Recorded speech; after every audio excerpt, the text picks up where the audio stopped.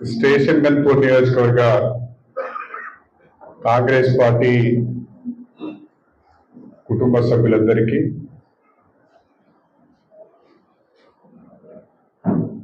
Media మిత్రులందరికీ పేరు పేరున హృదయపూర్వకమైన నమస్కారాలు తెలియజేస్తున్నాను. స్టేషన్ గన్పూర్ నియోజకవర్గ అభివృద్ధికి సంబంధించిన ఎజెండాను, కార్యాచరణ ప్రణాళికను మీ ద్వారా నియోజకవర్గ ప్రజల ముందుంచాలనే ఉద్దేశంతో ఈ విలేకరుల సమావేశం ఏర్పాటు చేయడం జరిగింది. మొన్న జరిగిన అసెంబ్లీ ఎన్నికలలో, ఆ తర్వాత జరిగిన పార్లమెంట్ ఎన్నికలలో స్టేషన్ గన్పూర్ నియోజకవర్గ ప్రజలు కాంగ్రెస్ పార్టీ పైన నమ్మకంతో, కడియం శ్రీహరి పైన నమ్మకంతో బ్రహ్మాండమైన మెజారిటీని ఎంపీ ఎన్నికలలో ఇచ్చారు. దానికి ప్రధానమైన కారణం కడియం శ్రీహరి ఎమ్మెల్యేగా ఉంటే ఈ నియోజకవర్గం కొంత అభివృద్ధి చెందుతుందని, పరిపాలన నిజాయితీగా ఉంటుందనే ఒక ఆలోచనతోని ఎవరెన్ని రకాల విమర్శలు చేసినా, ఎవరెన్ని రకాల రాజకీయంగా దాడులు చేసినా,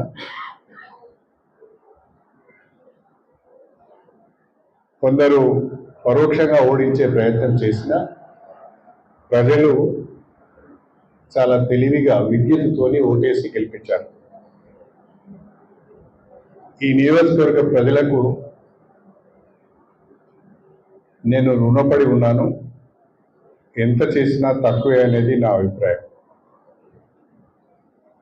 కాబట్టి మాటలు చెప్పకుండా ఒక ఎజెండాను ప్రజల ముందు పెట్టి దానికి సంబంధించిన కార్యాచరణ ఏ రకంగా ఉండబోతుందో కూడా మా కాంగ్రెస్ పార్టీ కుటుంబ సభ్యులందరితో కలిసి ఈరోజు ప్రజలకు వివరించి చెప్పాలనే ఆలోచనతో ఈ విలేకరుల సమావేశాన్ని పెట్టారు. 24వ తారీఖు నాడు, ఈ నెల 24వ తారీఖున నేను గౌరవ ముఖ్యమంత్రి గారిని కలిసి మన నియోజకవర్గానికి సంబంధించిన అనేక అభివృద్ధి కార్యక్రమాల పైన చాలా వివరంగా చర్చించడం జరిగింది. ముఖ్యమంత్రి గారు దాదాపు నా కొరకు 1 గంట సమయం కేటాయించి ప్రతి ఒక్క విజ్ఞప్తిని కూడా, ప్రతి ఒక్క రిప్రజెంటేషన్ కూడా క్షుణ్ణంగా పరిశీలించి ఈ నియోజకవర్గ అభివృద్ధికి ప్రభుత్వ పరంగా నా పూర్తి సహకారం ఉంటుంది అని చెప్పినందుకు ఈ నియోజకవర్గ ప్రజల పక్షాన ముఖ్యమంత్రి గారికి నేను ప్రత్యేకంగా ధన్యవాదాలు తెలుపుకుంటున్నాను. ప్రధానంగా గడిచిన 10-15 సంవత్సరాలుగా నియోజకవర్గంలో ఆశించిన అభివృద్ధి జరగలేదు. రాజకీయం అంటే అవినీతి,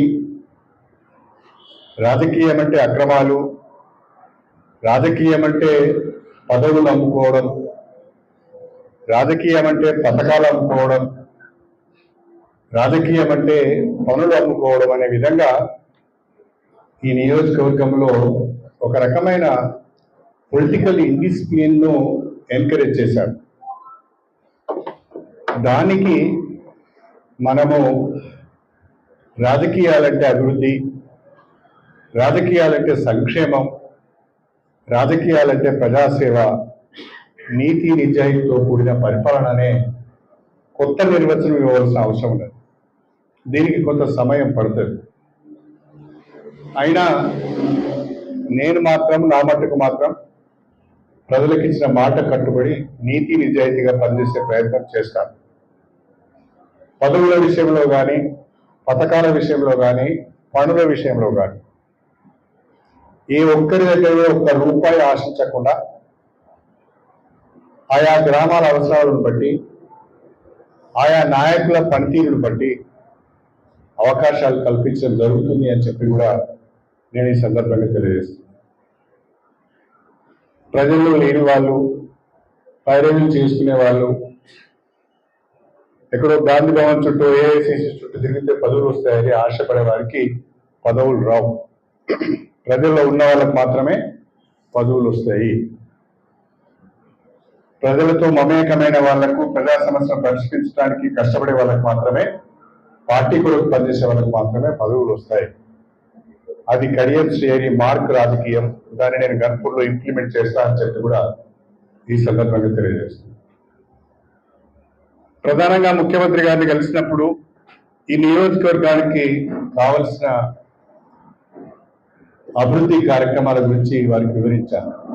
మొట్టమొదటిగా మాది రెవెన్యూ డివిజన్ కేంద్రము, నియోజకవర్గ కేంద్రము, ఎస్సీ రిజర్వ్డ్ నియోజకవర్గము, పేదవాళ్ళు ఎక్కువగా ఉండే నియోజకవర్గం. మాకు ప్రజలకు వైద్య సేవలను అందుబాటులో ఉంచాలి అంటే తప్పకుండా మాకు 100 బెడ్ హాస్పిటల్ కావాలి అని చెప్పారు. దాంతో పాటుగా 100 బెడ్ హాస్పిటల్ నిర్మాణానికి నిధులు కావాలి. ప్రస్తుతం ఆర్టీసీ అధీనంలో ఉన్న భూమి కూడా తెలంగాణ వైద్య విధాన పరిషత్కు బదిలీ చేయాలని చెప్పి కూడా కోరడం జరిగింది. దానికి ముఖ్యమంత్రి గారు స్పందించారు. 100 బెడ్ హాస్పిటల్ మంజూరు ఇస్తా అని చెప్పారు. ఆర్డర్ త్వరలోనే వస్తుందని చెప్పారు. అయితే ఆర్టీసీ దగ్గర తీసుకునే భూమికి బదులుగా గవర్నమెంట్ భూమి, వాళ్ళు ఎంతైతే భూమి ఇస్తున్నారో అంత భూమి మీరు ఇవ్వండి అని అన్నారు. దానికి కూడా కలెక్టర్ గారికి ఆదేశాలు ఇవ్వడం జరిగింది. కలెక్టర్ గారు ఈ 4 ఎకరాలకు ఇంకో 4 ఎకరాలు గవర్నమెంట్ ల్యాండ్ చూస్తున్నారు. ఆర్టీసీ ల్యాండ్ మనకు వస్తుంది, అక్కడే హాస్పిటల్ నిర్మాణం జరుగుతుంది. రెండవది గణపురం నియోజకవర్గ కేంద్రంలో రెవెన్యూ డివిజన్ ఏర్పడ్డది. కానీ రెవెన్యూ డివిజన్కి సంబంధించిన కార్యాలయాలు లేవు, భవనాలు లేవు. ఎంఆర్ఓ ఆఫీసు శిథిలావస్థలో ఉన్నది, ఆర్డీఓ ఆఫీసు లేదు, ఎంపీడీఓ ఆఫీస్ కూడా కూలిపోయే పరిస్థితిలో ఉంది. కాబట్టి ఒక integrated office complex revenue division కేంద్రంలో, అంటే స్టేషన్ గన్పూర్ కేంద్రంలో కావాలని అడిగాను. దాన్ని కూడా ముఖ్యమంత్రి గారు సానుకూలంగా స్పందించారు. దాన్ని కూడా ఆర్డర్ త్వరలో వస్తుంది. మూడవది, రాష్ట్ర ప్రభుత్వం కొత్తగా ఇంటిగ్రేటెడ్ స్కూల్ కాంప్లెక్స్లు మంజూరు ఇస్తున్నది. ప్రధానంగా ఒక్కొక్క కాంప్లెక్స్ లో 4 గురుకుల పాఠశాలలు పెట్టాలనే ఆలోచనలో ఉన్నారు. దాదాపు ఒక్కొక్క కాంప్లెక్స్ పైన 100 కోట్ల రూపాయలు ఖర్చు చేయాలని ఆలోచన చేస్తున్నారు. అది రాష్ట్రంలో మొదటి విడతలో 30 గురుకుల పాఠశాలలు, 30 గురుకుల కాంప్లెక్స్లు మంజూరు చేయాలనుకున్నారు. దాంట్లో గన్పూర్ కూడా అవకాశం ఇస్తా అని చెప్పి ముఖ్యమంత్రి గారు చెప్పినందుకు వారికి ప్రత్యేకంగా నా ధన్యవాదాలు. తర్వాత 4వది, గణపురం గ్రామ పంచాయతీని మున్సిపాలిటీగా అప్గ్రేడ్ చేయాలని చెప్పి ప్రజలు కోరుకుంటున్నారు. శివునిపల్లి, చాగల్, గన్పూర్ ఈ 3 గ్రామాల వాళ్ళు తీర్మానాలు కూడా చేశారు. ఆ 3 గ్రామాలు కూడా దీన్ని మున్సిపాలిటీగా చేయడానికి ఒప్పుకుంటున్నారు. కాబట్టి గణపురం రెవెన్యూ డివిజన్ హెడ్ క్వార్టర్లో మున్సిపాలిటీగా అప్గ్రేడ్ చేయాలని చెప్పాము. మున్సిపాలిటీకి సంబంధించిన ఉత్తర్వులు, నోటిఫికేషన్ కూడా రాబోతున్నది అని చెప్పి నేను ఈరోజు సంతోషంగా మీ ముందు ప్రకటిస్తున్నాను. తర్వాత 5వది, అనేక సంవత్సరాలుగా నేను విద్యాశాఖ మంత్రిగా పనిచేశాను. నా మీద ప్రధానమైన అపవాదం ఏంటి అంటే, కడియం శ్రీహరి విద్యాశాఖ మంత్రిగా ఉన్నాడు కానీ గన్పూర్లో గవర్నమెంట్ డిగ్రీ కాలేజ్ లేదని ముఖ్యమంత్రి గారికి మొన్న విజ్ఞప్తి చేశాను. నా మీద ఈ అపవాదు బలంగా ఉంది, అన్ని చేసింది కానీ డిగ్రీ కాలేజ్ మాత్రం చేయలేదు అనేది నా మీద ప్రతి రాజకీయ పార్టీ మాట్లాడుతున్నది. ఎట్టి పరిస్థితులలో government degree college co education నాకు గన్పూర్లో కావాలన్నాను. వెంటనే ఆర్డర్స్ ఇవ్వమని చెప్పి సంబంధిత సెక్రటరీ గారికి ఫోన్ చేసి చెప్పడం జరిగింది అని చెప్పి ఈ సందర్భంగా తెలియజేస్తున్నాను. వీటితో పాటుగా నీటిపారుదల శాఖకు సంబంధించి, ఇరిగేషన్కి సంబంధించి, దేవాదుల ప్రాజెక్టుకు సంబంధించిన పనులన్నీ కూడా మన నియోజకవర్గంలో ఉన్నాయి. దేవాదుల ద్వారా ఎక్కువ లబ్ధి పొందే నియోజకవర్గాలలో గన్పూర్ ఒకటి. గన్పూరు, జనగామ, పాలకుర్తి ఈ 3 నియోజకవర్గాలు ఎక్కువగా లబ్ధి పొందుతున్నాయి. ఇందులో ప్రధానంగా మన గన్పూర్ రిజర్వాయర్ నుంచి నవాబ్పేట రిజర్వాయర్ పోయే మెయిన్ కెనాల్ పూర్తిగా ఆ మట్టి లూజ్ సాయిల్ కావడం వల్ల కాలువలో నీళ్లు వదిలిపెట్టగానే మట్టి అంతా కూలిపోతున్నది. కాలువలో నీళ్లు సరిగా పోతలేవు, ఇసుక మెటలు వేస్తున్నాయి. దీన్ని లైనింగ్ చేస్తేనే ఈ కెనాల్ కింద ఉన్న దాదాపు 50,000 ఎకరాలకు సాగునీరు అందించే అవకాశం ఉంటుంది అని చెప్పారు.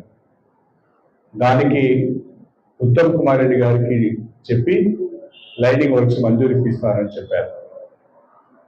రెండవది, నష్కల్ రిజర్వాయర్ నుంచి పాలకుర్తి రిజర్వాయర్ వరకు కెనాల్ వర్క్స్ దాదాపు 2-3 నెలల నుంచి నడవడం లేదు.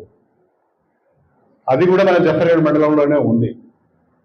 జఫర్గఢ్ మండలం నుంచే పాలకుర్తి మండలానికి వెళ్ళాలి. ఆ వర్క్స్ కూడా రీఎస్టిమేట్ చేయించాలి.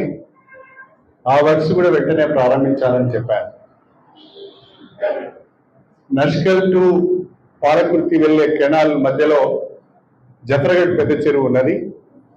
ఆ జఫర్గఢ్ పెద్ద చెరువును రిజర్వాయర్ చేయాలని చెప్పి ఉత్తర్వులు ఇచ్చాము. ఆ పనులు కూడా చేపట్టాలని చెప్పి కోరడం జరిగింది. 4వది, గండి రామారం ఎత్తిపోతల పథకం 104 కోట్లతోని మంజూరు అయింది. డిజైన్స్ అప్రూవ్ కాక పని కావడం లేదు. తక్షణమే డిజైన్స్ అప్రూవ్ చేయించి పనులు ప్రారంభించాలని కోరారు.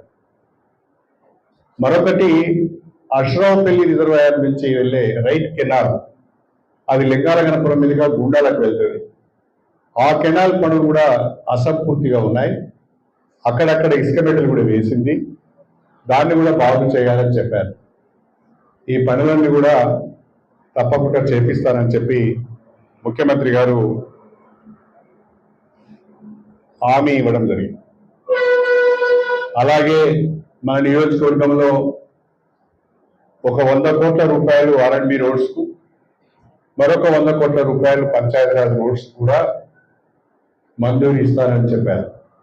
దాంతో పాటుగా నూతనంగా ఏర్పడిన చిల్పూరు, వేలేరు మండలాల్లో ఎంఆర్ఓ ఆఫీసుల కొరకు, ఎంపీడీఓ ఆఫీసుల నిర్మాణం కొరకు కూడా నిధులు ఇవ్వమని ఆదేశాలు ఇవ్వడం జరిగింది. ఇది దాదాపుగా నేను అనుకుంటున్నాను అక్టోబర్ చివరి వరకు, అంటే నెల రోజుల లోపల ఇప్పుడు నేను చెప్పిన వీటన్నిటికి కూడా ప్రభుత్వ ఉత్తర్వులు రాబోతున్నాయి. ఈరోజు నేను ప్రకటించిన వీటన్నిటికి కూడా నెల రోజుల లోపల ప్రభుత్వ ఉత్తర్వులు రాబోతున్నాయి. ప్రభుత్వ ఉత్తర్వులు వచ్చిన తర్వాత వీటన్నిటికీ టెండర్స్ పిలిచి అగ్రిమెంట్స్ చేయించి నవంబర్ 15వ తారీఖు లోపల గౌరవ ముఖ్యమంత్రి గారిని స్టేషన్ గన్పూర్ తీసుకువచ్చి ఈ పనులన్నింటి కూడా శంకుస్థాపన కొన్ని వేల మంది ప్రజల సమక్షంలో చేస్తామని చెప్పి కూడా నేను ఈ సందర్భంగా అంతేకాకుండా నేను నియోజకవర్గ ప్రజలకు ఇచ్చే హామీ ఏంటి అంటే, నెల రోజుల లోపల ఇప్పుడు నేను చెప్పిన వీటన్నిటికీ కూడా అనుమతులు తీసుకువచ్చి, ప్రభుత్వ ఉత్తర్వులు తీసుకువచ్చి, వీటికి టెండర్లు పిలిపించి అగ్రిమెంట్లు చేయించి శంకుస్థాపన నవంబర్లో చేసి 2 వర్కింగ్ సీజన్స్లలో, 2 వర్కింగ్ సీజన్స్ అంటే డిసెంబర్ టు జూన్, ఈ డిసెంబర్ టు జూన్, వచ్చే డిసెంబర్ టు జూన్, అంటే ఖచ్చితంగా ఒక 1.5 ఇయర్లో, ఒక 1.5 సంవత్సరంన్నర కాలంలో ఈరోజు నేను ప్రకటించిన వీటన్నిటిని పూర్తి స్థాయిలో పూర్తి చేసి ప్రజలకు అందుబాటులో తీసుకువచ్చి ప్రారంభోత్సవ కార్యక్రమాలు కూడా చేస్తామని చెప్పి నేను ఈ సందర్భంగా తెలియజేస్తున్నాను. బహుశా మున్సిపాలిటీ ఉన్నది, మున్సిపాలిటీ సీఎం గారు వచ్చిన రోజునే ప్రారంభోత్సవం అవుతుంది, దానికి సంవత్సరం టైం అవసరం లేదు. ఆ రకంగా దశల వారీగా ఏది పని పూర్తయితే ఆ పనిని ప్రారంభోత్సవం చేసుకుంటూ వెళ్తాం. మొత్తంగా ఇప్పుడు నేను ప్రకటించిన ఈ పనులన్నింటినీ కూడా సంవత్సరం లోపట అంటే 2026 జూన్ వరకు ఈ పనులన్నీ కూడా పూర్తి చేస్తామని చెప్పి నేను నియోజకవర్గ ప్రజలకు ఈ సందర్భంగా హామీ ఇస్తున్నాను. ఈ నియోజకవర్గ ప్రజలందరూ కూడా నన్ను సహకరించాలని కోరుతున్నాను, ఆశీర్వదించాలని కోరుతున్నాను. కాంగ్రెస్ పార్టీ కుటుంబ సభ్యులందరూ కూడా దీంట్లో భాగస్వాములు కావాలని నేను ప్రత్యేకంగా ఆశిస్తున్నాను. మనమందరం కూడా ప్రజాసేవకు అంకితం కావాలి, నిజాయితీతో కూడిన సేవ ప్రజలకు అందించే ప్రయత్నం చేయాలి అని చెప్పి కూడా అందరికీ విజ్ఞప్తి చేస్తున్నాను. నేను మీడియా మిత్రులందరికీ కూడా ఈ సందర్భంగా ఒక మాట చెప్పాలనుకుంటున్నాను. ఈరోజు ఈ ఎజెండా మీ ముందు పెట్టాను నేను. ఈ ఎజెండా ద్వారా 2026 జూన్ వరకు ఈ పనులన్నీ కూడా పూర్తి చేస్తాము, ప్రారంభోత్సవం చేస్తాము, ప్రజలకు అంకితం చేస్తామని కూడా చెప్తున్నాను. ఈ క్యాలెండర్లో ఈ నేను ప్రకటించిన ఈ ఎజెండాలో ఎక్కడెక్కడైనా టైం ప్రకారం జరగకుండా, ఎక్కడెక్కడైనా అనుకున్న ప్రకారము ఉత్తర్వులు రాకుండా నాకు మీరు అప్పుడప్పుడు రిమైండ్ చేయండి. మీ పేపర్లో కూడా చెప్పండి, ఇది చెప్పారు, ఇది ఇంతవరకు కాలేదు, ఇది నత్తనడకం నడుస్తున్నది, దీనివల్ల ఇంకా జరగవలసినంత స్పీడ్గా ఈ పని జరగడం లేదనే విషయాలు మాత్రము మీరు నా దృష్టికి ఎప్పటికప్పుడు తీసుకురావాల్సిందిగా కూడా, మీరు కూడా మా కుటుంబ సభ్యులే కాబట్టి మీరు కూడా మాకు సహకరించవలసిందిగా ఈ సందర్భంగా నేను ప్రత్యేకంగా విజ్ఞప్తి చేస్తున్నాను. దయచేసి అభివృద్ధి నినాదంతో ముందుకు వెళ్దాం, సంక్షేమం అనే నినాదంతో ప్రజల దగ్గరికి వెళ్దాం. ముఖ్యమంత్రి గారు ఈరోజు ప్రకటించారు, నేను చూశాను, ఆంధ్రజ్యోతిలో అన్ని పేపర్లలో కూడా వచ్చింది. ప్రధానంగా దసరా నాటికి అక్టోబర్ 15 నాటికి ఇందిరమ్మ ఇండ్ల గురించి ఇందిరమ్మ కమిటీలను కూడా ఏర్పాటు చేస్తామని చెప్పారు. ప్రజలు 10 ఏళ్లుగా ఇల్లు రాక ప్రతి ఒక్కరు కూడా ఇల్లు కావాలని అడుగుతున్నారు, డిమాండ్ బాగా ఉన్నది. నేను ఏ విలేజ్కి వెళ్ళినా ఏమైంది, మీరు కాంగ్రెస్లోకి వెళ్ళి ఇల్లు ఇస్తారని ఇల్లు రాలేదని అడుగుతున్నారు. బహుశా నేను అనుకుంటా అక్టోబర్ 10వ తారీఖు వరకు ఇందిరమ్మ ఇళ్ళకి సంబంధించిన గైడ్లైన్స్ వస్తే గ్రామాన్ని ఇందిరమ్మ కమిటీలు వేసుకొని నవంబర్లో సెలక్షన్లు పూర్తి చేసుకొని డిసెంబర్ నుంచి ఇందిరమ్మ ఇళ్ళ నిర్మాణం కూడా చేపడతామని చెప్పి కూడా ఈ సందర్భంగా తెలియజేస్తున్నాను. రాష్ట్ర ప్రభుత్వము 4,50,000 ఇళ్ల నిర్మాణం చేపట్టాలని ఒక బృహత్తరమైన కార్యక్రమాన్ని తీసుకుంది. వాస్తవంగా పేదవాళ్లకు ఈ ఇల్లు చాలా అవసరంగా కూడా ఉన్నది, అడుగుతున్నారు. నేను చాలా గ్రామాలు తిరిగినప్పుడు చాలా దయనీయమైన పరిస్థితుల్లో ప్రధానంగా ఎస్సీ కాలనీలు కానీ ఎస్టీ కాలనీలు కానీ బీసీల ఇల్లు కానీ చాలా దయనీయమైన పరిస్థితుల్లో ఉన్నాయి. వాళ్ళందరికీ కూడా మా నియోజకవర్గంలో గ్రామాల వారిగా ఏర్పాటు చేసే ఇందిరమ్మ కమిటీల ద్వారా వచ్చే ప్రతిపాదనలనే నేను ఆమోదిస్తానని చెప్పి ఈ సందర్భంగా తెలియజేస్తున్నాను. మనము రాజకీయాలకు అతీతంగా నిజమైన అర్హులకు ప్రభుత్వ లబ్ధి చేకూరే విధంగా, ప్రభుత్వ పథకాలు అందే విధంగా మనం ప్రయత్నం చేయవలసిన అవసరం ఉంది అని చెప్పి కూడా నేను ఈ సందర్భంగా గుర్తు చేస్తున్నాను. అదేవిధంగా రేషన్ కార్డ్స్ విషయంలో ఒక స్మార్ట్ కార్డ్ తీసుకురాబోతున్నారు. ఆ స్మార్ట్ కార్డు ద్వారానే ప్రభుత్వ పథకాలు అన్ని కూడా పొందే అవకాశం ఉన్నది. విడో పెన్షన్స్, ఓల్డేజ్ పెన్షన్స్ రాని వాళ్ళకు కూడా ఆ వివరాలను కూడా సేకరించి వాళ్ళకు కూడా పెన్షన్లు అందించే కార్యక్రమాన్ని కూడా చేయబోతున్నారు.